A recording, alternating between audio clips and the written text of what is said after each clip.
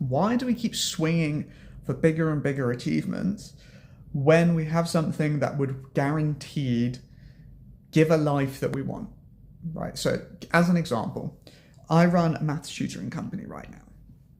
And if I worked 20 hours a week on just selling, if I was the only salesperson, we'd make six figures, maybe more, each, which would be quite nice. Like that's a pretty good lifestyle.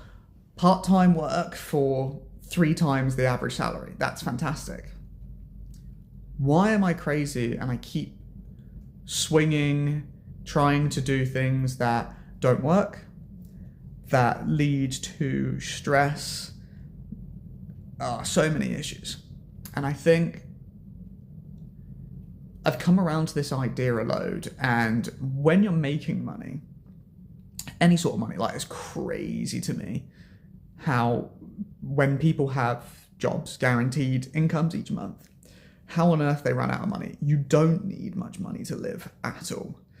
And as an entrepreneur, I've had to live on far less than what most people earn in a minimum wage job. And I feel like I live a really nice life for way less money than that. But hey, we take the cards we're given, right? Like I can go and stay with family. There's many times throughout my life where I've gone and have moved back in with my parents. But why keep swinging when you can have net 6 times more than the average person? And I think the answer is because yes, that would be good. That would be fun. I'd be able to save up and eventually end up where I want to be, which is safe, secure, not have any financial constraints cause issues in my life.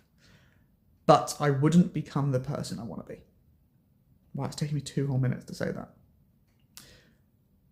I want to develop the skills of business to build something that someone wants to buy.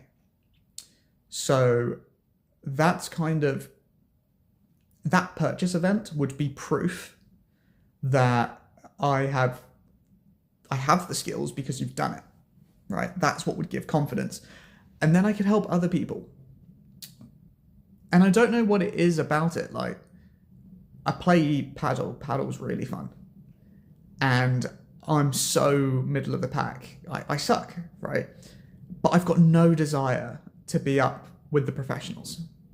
But in business, I do.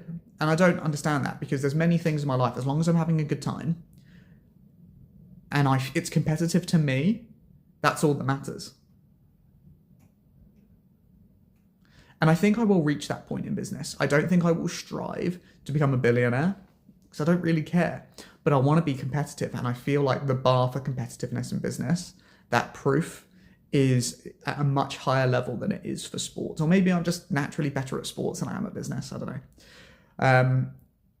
But having done that, let's go back a few steps. Having just done the thing that makes money, that would make an income for me, it provides jobs for other people, it changes students' lives. That's awesome. Don't get me wrong, that's really cool.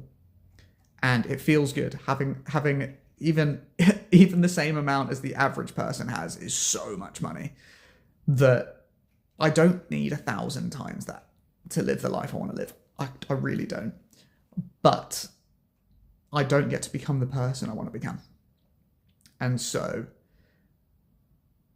I keep coming back to that realization that